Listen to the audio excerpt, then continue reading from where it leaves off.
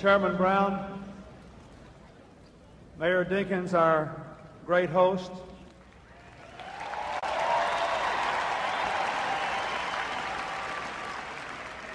my fellow delegates and my fellow Americans, I am so proud of Al Gore.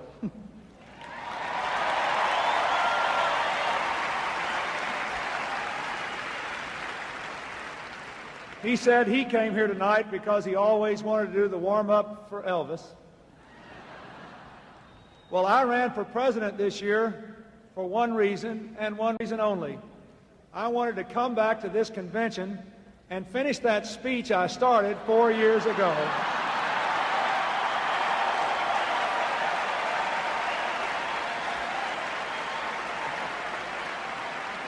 Well,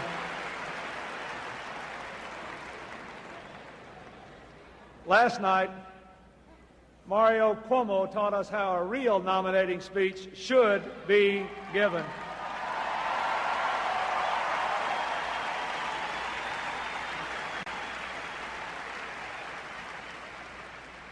He also made it clear why we have to steer our ship of state on a new course. Tonight, I want to talk with you about my hope for the future, my faith in the American people, and my vision of the kind of country we can build together. I salute the good men who were my campaign companions on the campaign trail. Tom Harkin,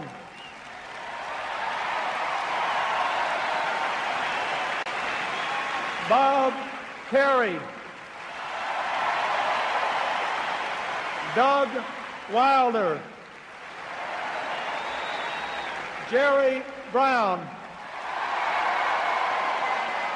and Paul Tsongas.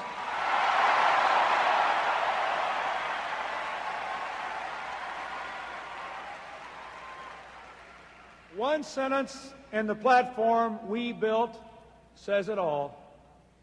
The most important family policy, urban policy, labor policy, minority policy, and foreign policy America can have is an expanding entrepreneurial economy of high-wage, high-skilled jobs.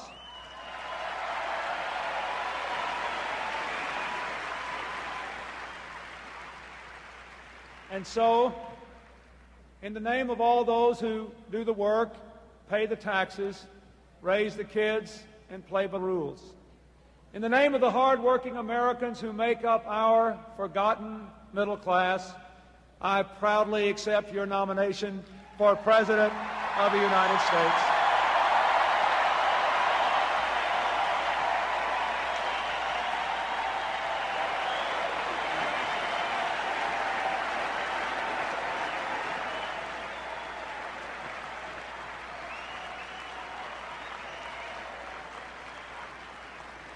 I am a product of that middle class, and when I am president, you will be forgotten no more.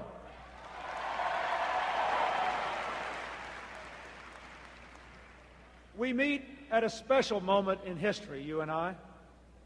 The Cold War is over, Soviet communism has collapsed, and our values, freedom, democracy, individual rights, free enterprise, they have triumphed all around the world. And yet, just as we have won the Cold War abroad, we are losing the battles for economic opportunity and social justice here at home.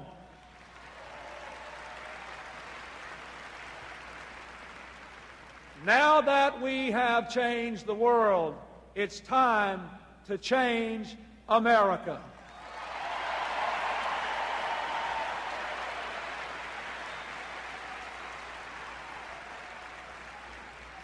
I have news for the forces of greed and the defenders of the status quo. Your time has come and gone. It's time for a change in America.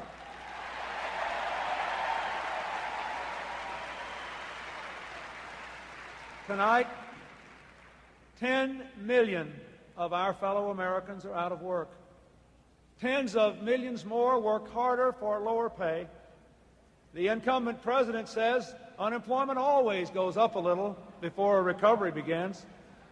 But unemployment only has to go up by one more person before a real recovery can begin.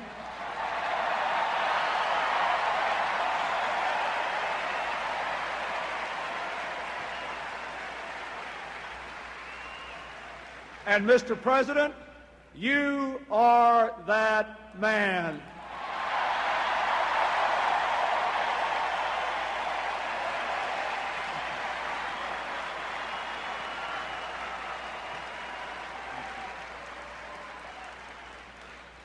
This election is about putting power back in your hands and putting the government back on your side. It's about putting people first.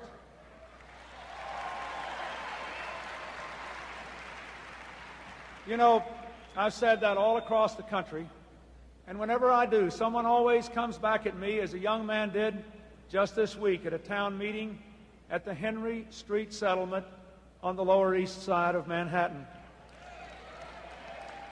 He said, "That sounds good, Bill, but you're a politician.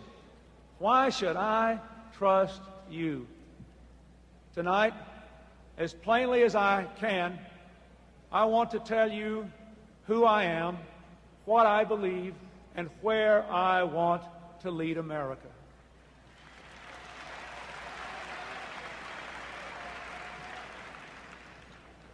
I never met my father. He was killed in a car wreck on a rainy road 3 months before I was born, driving from Chicago to Arkansas to see my mother. After that, my mother had to support us. So we lived with my grandparents while she went back to Louisiana to study nursing. I can still see her clearly tonight through the eyes of a 3-year-old, kneeling at the railroad station and weeping as she put me back on the train to Arkansas with my grandmother. She endured that pain because she knew her sacrifice was the only way she could support me and give me a better life. My mother taught me. She taught me about family and hard work and sacrifice. She held steady through tragedy after tragedy, and she held our family, my brother and I, together through tough times. As a child, I watched her go off to work each day at a time when it wasn't always easy to be a working mother. As an adult, I've watched her fight off breast cancer. And again, she has taught me a lesson in courage. And always, always, she taught me to fight. That's why I'll fight, to create high-paying jobs so that parents can afford to raise their children today. That's why I'm so committed to make sure every American gets the health care that saved my mother's life.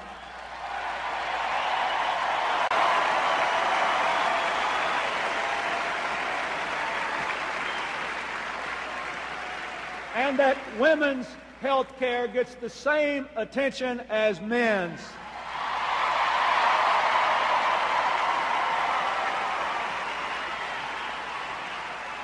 That's why I'll fight to make sure women in this country receive respect and dignity, whether they work in the home, out of the home, or both.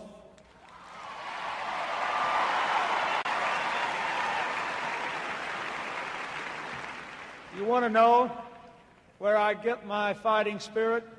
It all started with my mother. Thank you, Mother. I love you.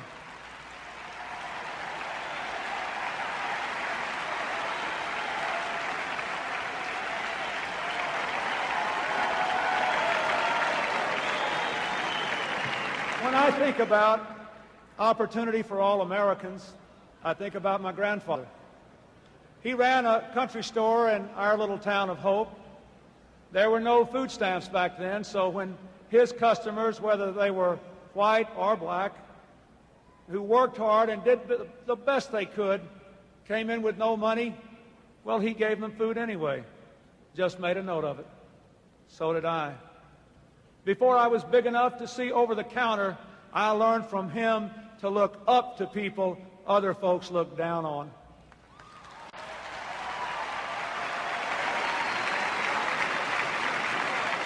My grandfather just had a high school education, a grade school education, but in that country store, he taught me more about equality in the eyes of the Lord than all my professors at Georgetown.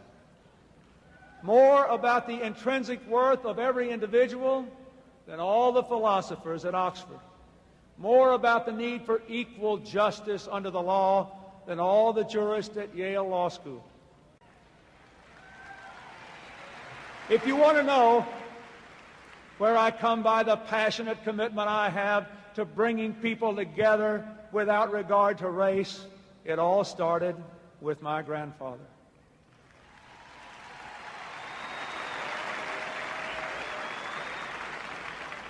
I learned a lot from another person, too. A person who for more than 20 years has worked hard to help our children, paying the price of time to make sure our schools don't fail them.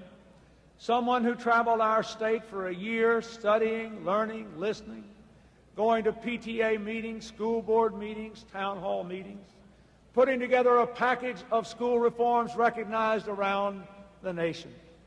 Doing it all while building a distinguished legal career and being a wonderful, loving mother. That person is my wife.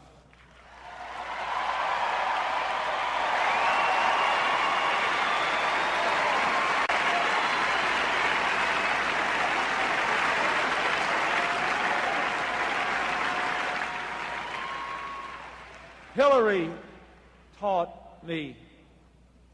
She taught me that all children can learn and that each of us has a duty to help them do it. So if you want to know why I care so much about our children and our future, it all started with Hillary. I love you.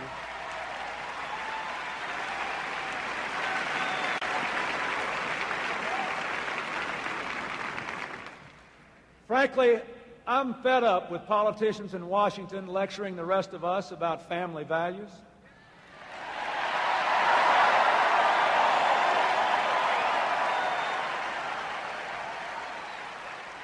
Our families have values, but our government doesn't.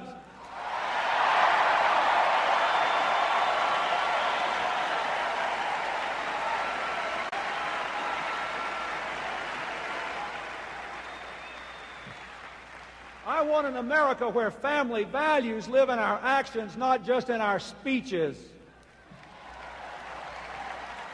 An America that includes every family, every traditional family and every extended family, every two-parent family, every single-parent family, and every foster family, every family.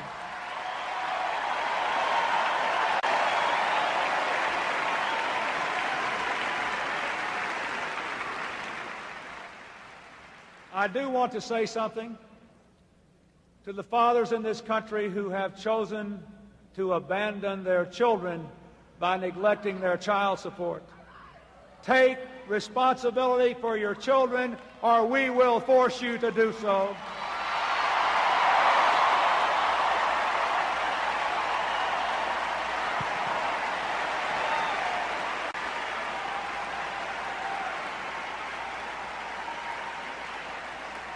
Because governments don't raise children, parents do, and you should.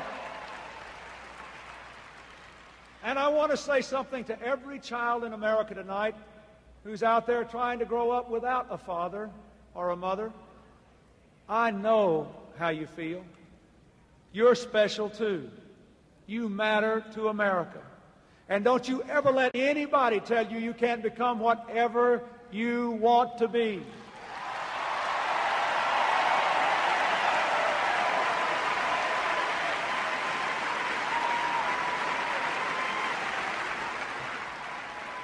And if other politicians make you feel like you're not a part of their family, come on and be part of ours.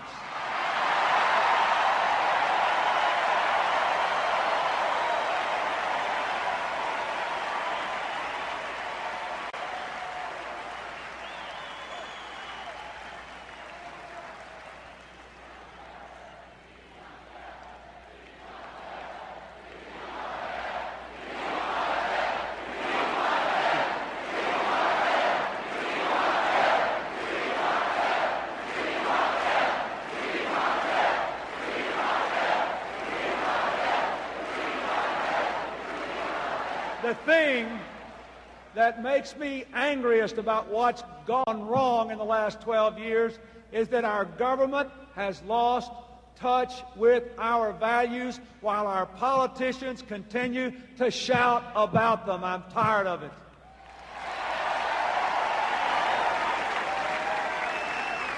I was raised to believe the American dream was built on rewarding hard work. But we have seen the folks in Washington turn the American ethic on its head. For too long, those who play by the rules and keep the faith have gotten the shaft. And those who cut corners and cut deals have been rewarded. People are working harder than ever, spending less time with their children, working nights and weekends at their jobs instead of going to PTA and Little League or Scouts. And their incomes are still going down. Their taxes are still going up. And the cost of health care, housing, and education are going through the roof. Meanwhile, more and more of our best people are falling into poverty even though they work 40 hours a week. Our people are pleading for change, but government is in the way. It's been hijacked by privileged private interests. It's forgotten who really pays the bills around here. It's taken more of your money and giving you less in return. We have got to go beyond the brain-dead politics in Washington and give our people the kind of government they deserve, a government that works for them.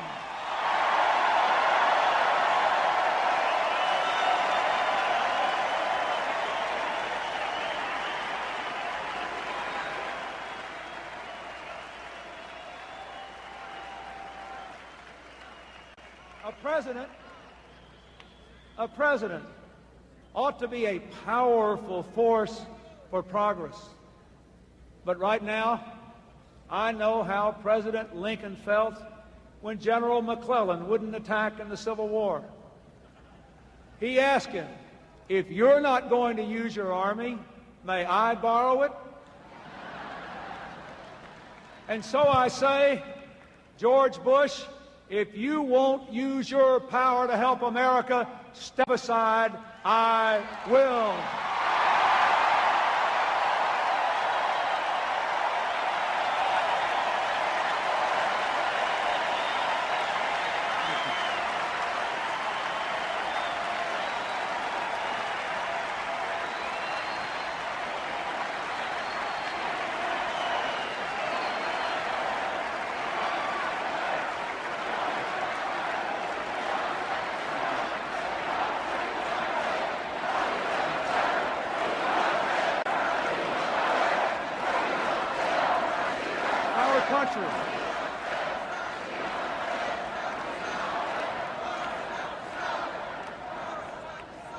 Our country is falling behind. The president is caught in the grip of a failed economic theory.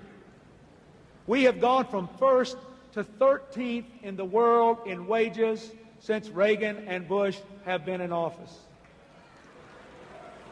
4 years ago, candidate Bush said, America is a special place, not just another pleasant country somewhere on the UN roll call between Albania and Zimbabwe.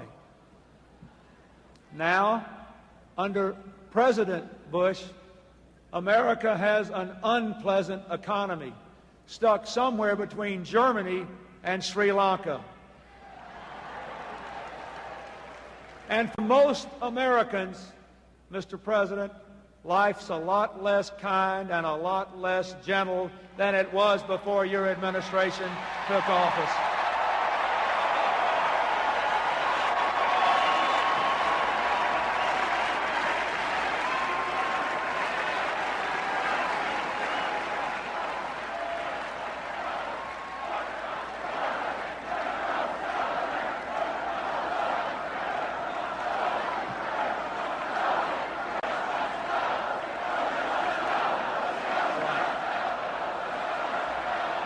Listen. Do it some more.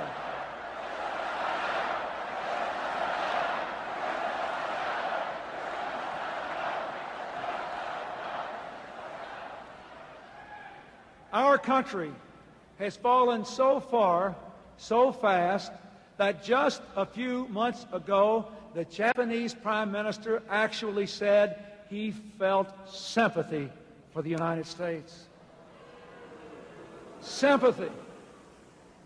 When I am your president, the rest of the world will not look down on us with pity, but up to us with respect again.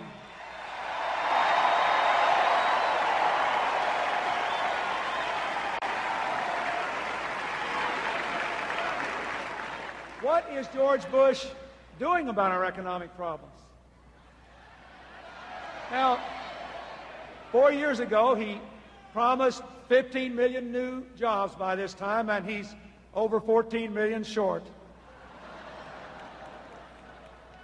Al Gore and I can do better. He has raised taxes on the people driving pickup trucks and lowered taxes on the people riding in limousines. We can do better. He promised to balance the budget, but he hasn't even tried. In fact, the budgets he has submitted to Congress nearly double the debt. Even worse, he wasted billions and reduced our investments in education and jobs. We can do better. So, if you are sick and tired of a government that doesn't work to create jobs, if you're sick and tired of a tax system that's stacked against you, if you're sick and tired of exploding debt and reduced investments in our future, or if, like the great civil rights pioneer Fannie Lou Hamer, you're just plain old sick and tired of being sick and tired,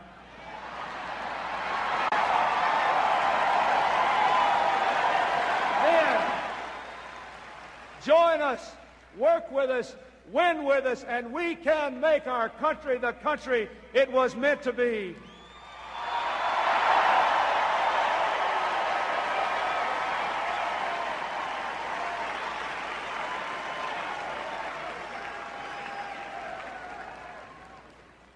Now, George Bush talks a good game, but he has no game plan to rebuild America from the cities to the suburbs to the countryside so that we can compete and win again in the global economy. I do.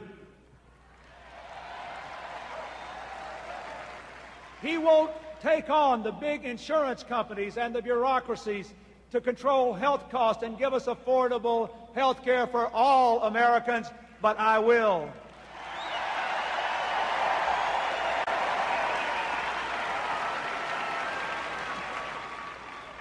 He won't even implement the recommendations of his own Commission on AIDS, but I will.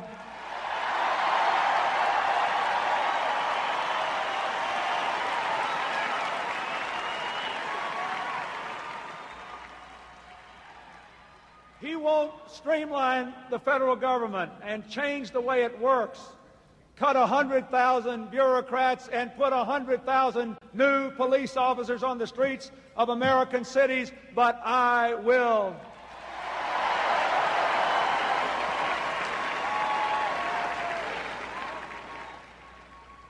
He's never balanced a government budget, but I have 11 times.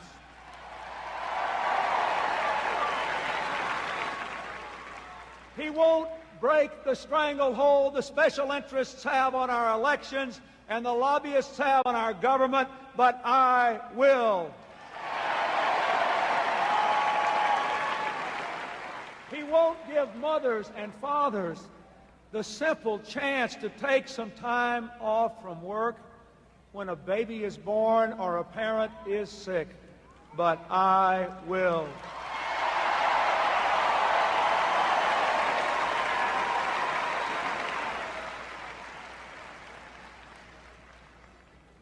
We're losing our farms at a rapid rate, and he has no commitment to keep family farms in the family, but I do.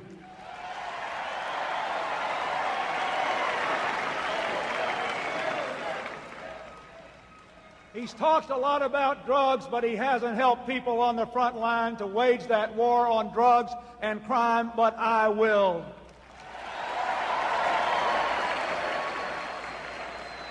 He won't take the lead in protecting the environment and creating new jobs in environmental technologies for the 21st century, but I will.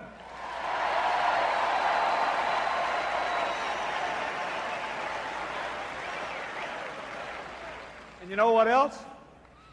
He doesn't have Al Gore, and I do.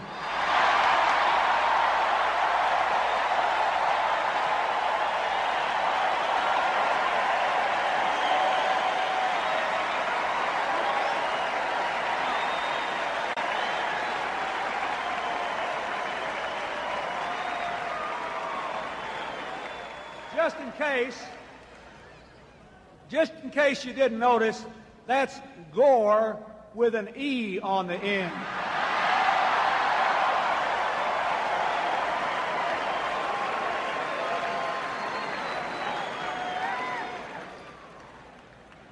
And George Bush won't guarantee a woman's right to choose. I will.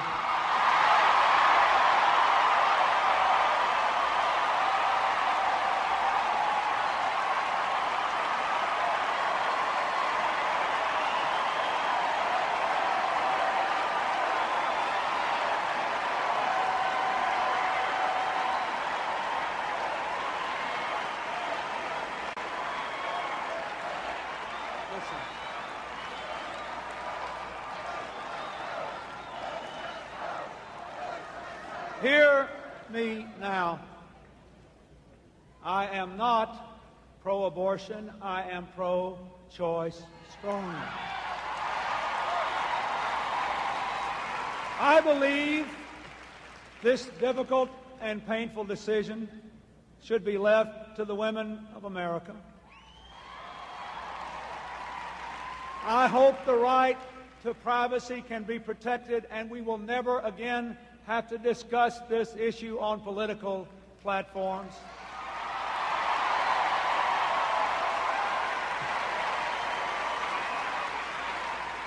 But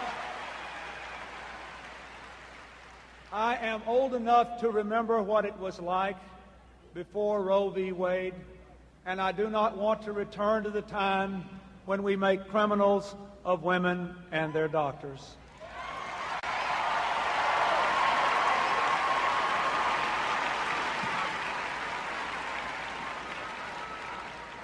Jobs, education, health care. These are not just commitments from my lips. They are the work of my life.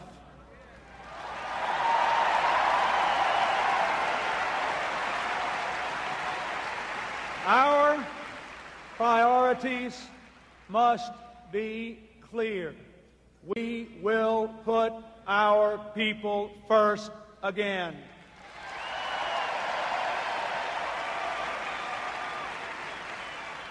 But priorities without a clear plan of action are just empty words.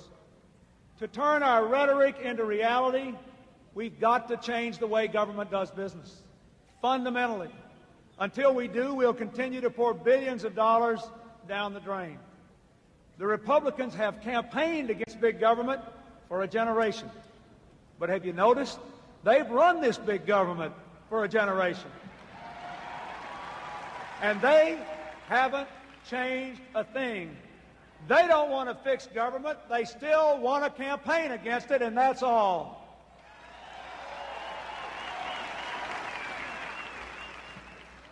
But my fellow Democrats, it's time for us to realize that we've got some changing to do too. There is not a program in government for every problem. And if we want to use government to help people, we have got to make it work again.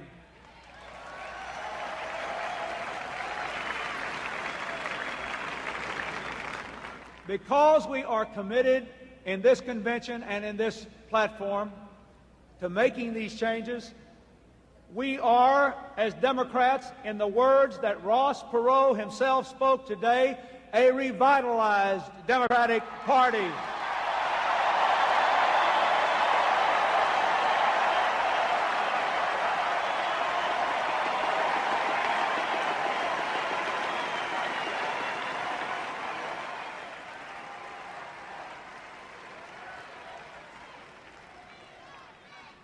I am well aware that all those millions of people who rallied to Ross Perot's cause wanted to be in an army of patriots for change.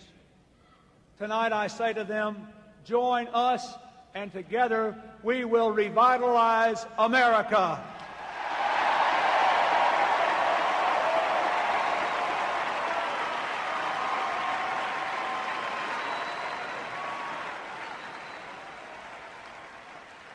Now, I don't have all the answers, but I do know the old ways don't work. Trickle-down economics has sure failed. And big bureaucracies, both private and public, they fail too. That's why we need a new approach to government, a government that offers more empowerment and less entitlement, more choices for young people in the schools they attend, in the public schools they attend.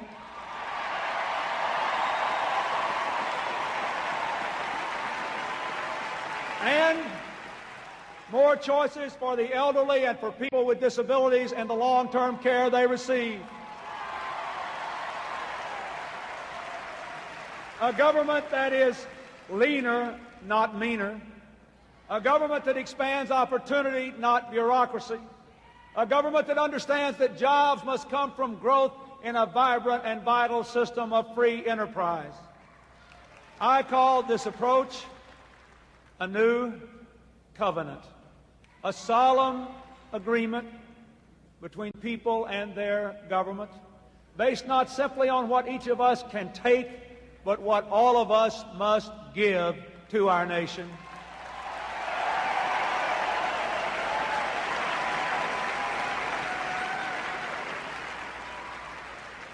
We offer our people a new choice based on old values. We offer opportunity. We demand responsibility. We will build an American community again. The choice we offer is not conservative or liberal. In many ways, it's not even Republican or Democratic. It's different, it's new, and it will work.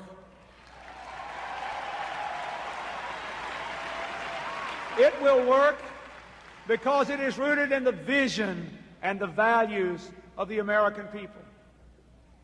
Of all the things George Bush has ever said that I disagree with, perhaps the thing that bothers me most is how he derides and degrades the American tradition of seeing and seeking a better future.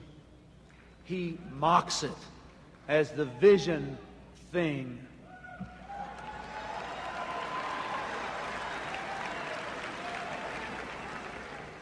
But just remember what the Scripture says.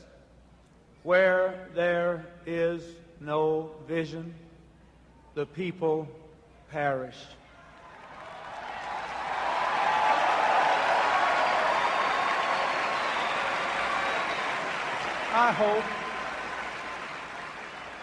I hope nobody in this great hall tonight or in our beloved country has to go through tomorrow without a vision. I hope no one ever tries to raise a child without a vision. I hope nobody ever starts a business or plants a crop in the ground without a vision. For where there is no vision, the people perish. One of the reasons we have so many children in so much trouble in so many places in this nation is because they have seen so little opportunity, so little responsibility, so little loving, caring community that they literally cannot imagine the life we are calling them to lead.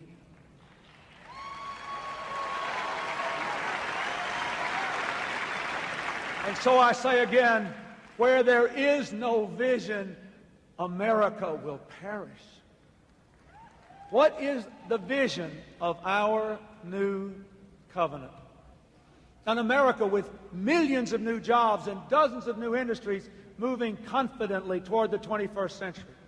An America that says to entrepreneurs and business people, we will give you more incentives and more opportunity than ever before to develop the skills of your workers and to create American jobs and American wealth in the new global economy. But you must do your part. You must be responsible. American companies must act like American companies again, exporting products, not jobs.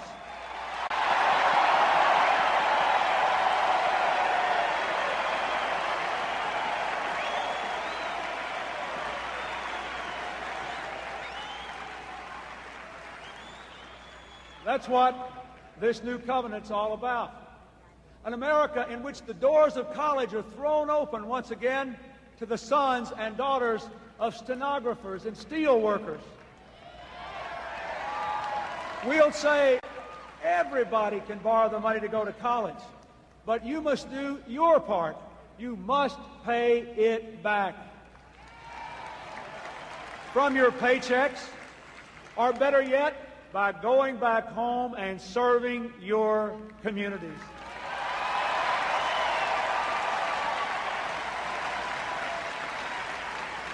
Just think of it. Think of it.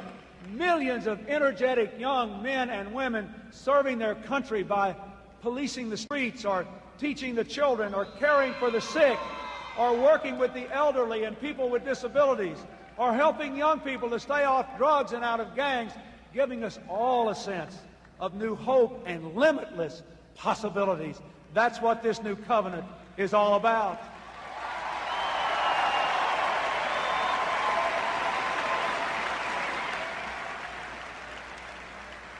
An America in which health care is a right, not a privilege. In which we say to all of our people, your government has the courage, finally, to take on the health care profiteers and make health care affordable for every family.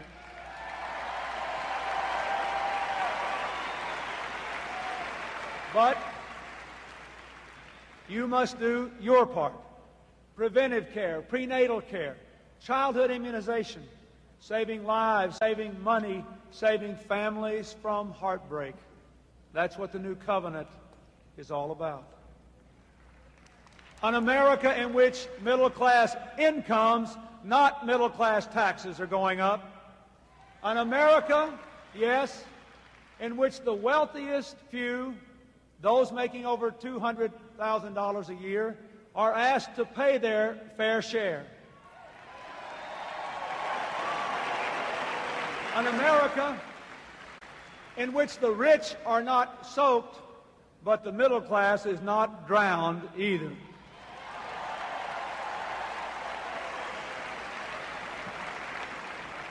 Responsibility starts at the top. That's what the new covenant is all about. An America where we end welfare as we know it. We will say to those on welfare, you will have and you deserve the opportunity through training and education, through child care and medical coverage to liberate yourself.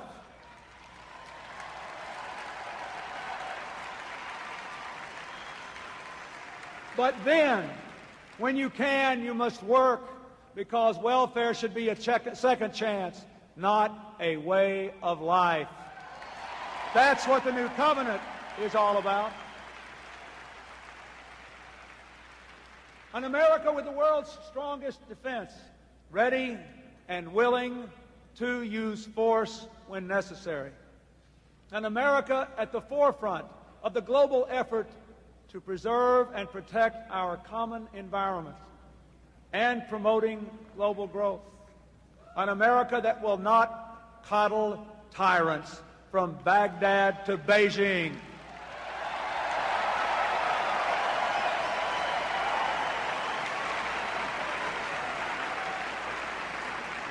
An America that champions the cause of freedom and democracy from Eastern Europe to Southern Africa and in our own hemisphere in Haiti and Cuba.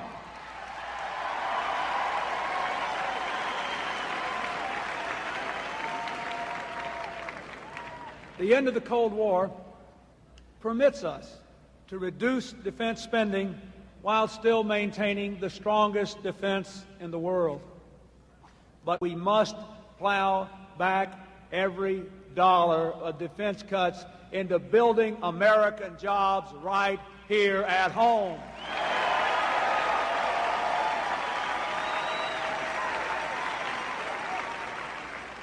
I know well that the world needs a strong America, but we have learned that strength begins at home.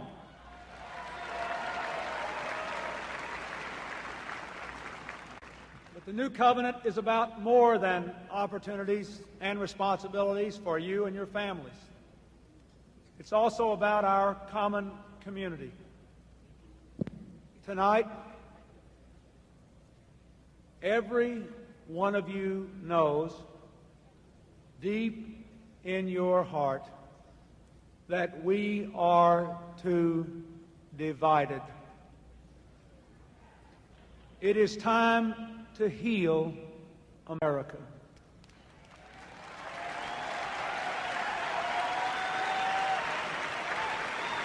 And so we must say to every American, look beyond the stereotypes that blind us. We need each other. All of us, we need each other. We don't have a person to waste. And yet for too long, politicians have told the most of us that are doing all right that what's really wrong with America is the rest of us. Them, the minorities, them, the liberals, them, the poor, them, the homeless, them, the people with disabilities, them, the gays. We've gotten to where we've nearly themmed ourselves to death. Them and them and them.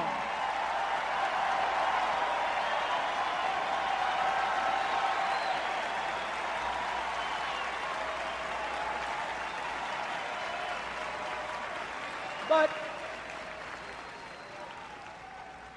this is America. There is no them. There is only us.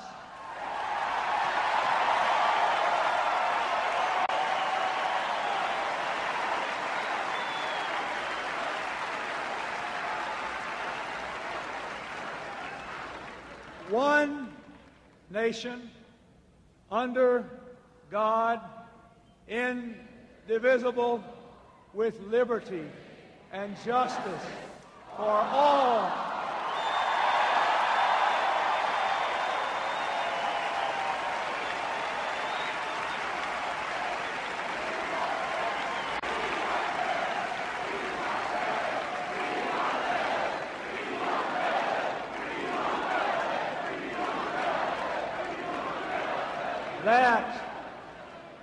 That is our Pledge of Allegiance. And that's what the new covenant is all about.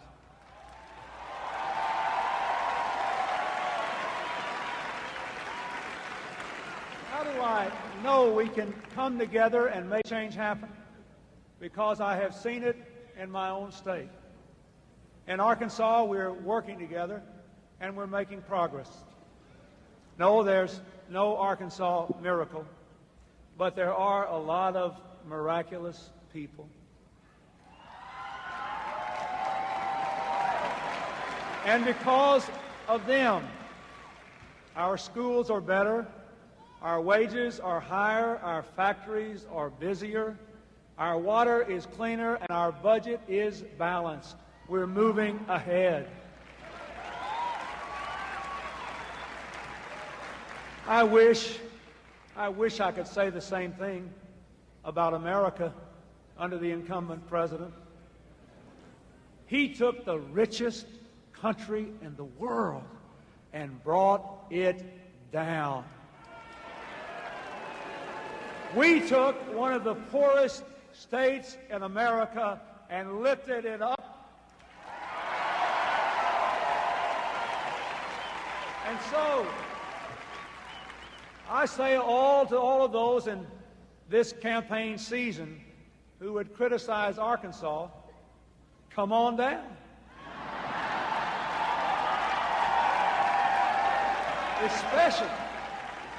Especially if you're from Washington, come on down. Sure, you'll see us struggling against some of the problems we haven't solved yet, but you'll also see a lot of great people doing amazing things, and you might even learn a thing or two.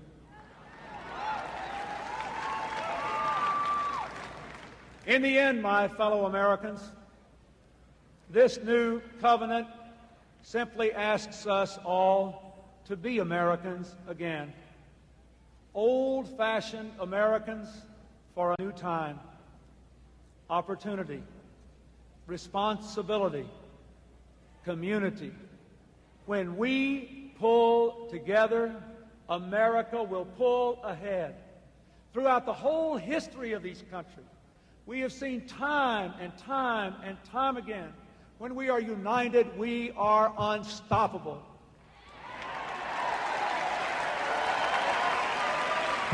We can seize this moment, make it exciting and energizing and heroic to be American again. We can renew our faith in each other and in ourselves. We can restore our sense of unity and community. As the Scripture says, our eyes have not yet seen, nor our ears heard, nor our minds imagined what we can build.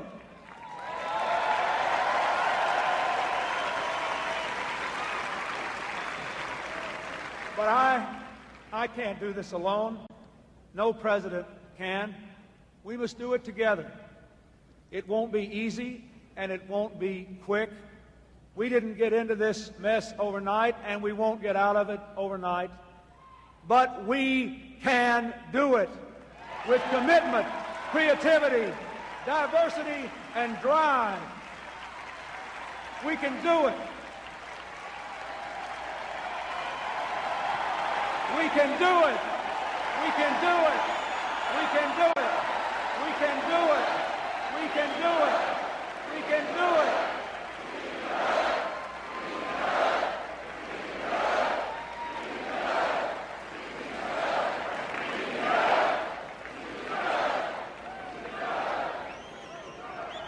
I want every person in this hall and every person in this land to reach out and join us in a great new adventure, to chart a bold new future.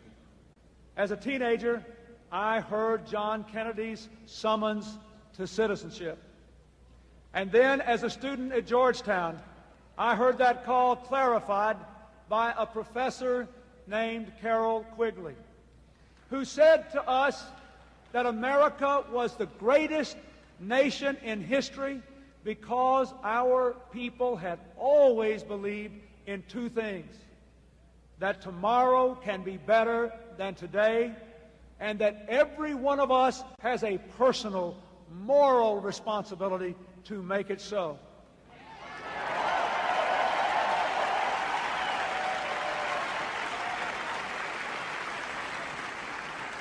That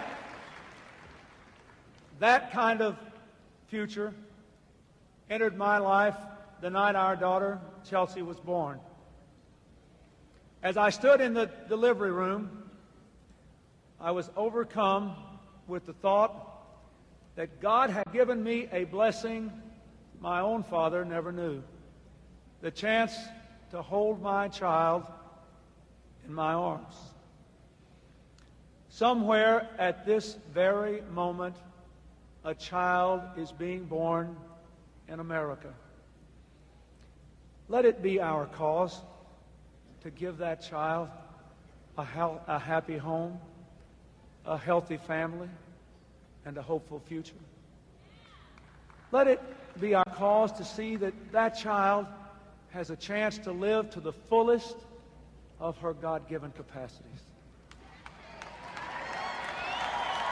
Let it be our cause to see that child grow up strong and secure, braced by her challenges, but never struggling alone, with family and friends and a faith that in America no one is left out, no one is left behind.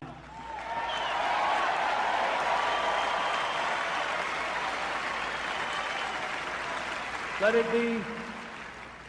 it be our cause that when this child is able, she gives something back to her children, her community, and her country. Let it be our cause that we give this child a country that is coming together, not coming apart. A country of boundless hopes and endless dreams. A country that once again lifts its people and inspires the world. Let that be our cause, our commitment, and our new covenant.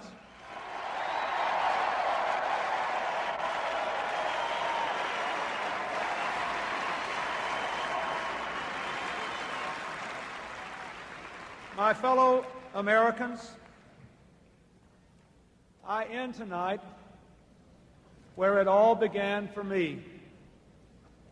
I still believe in a place called hope.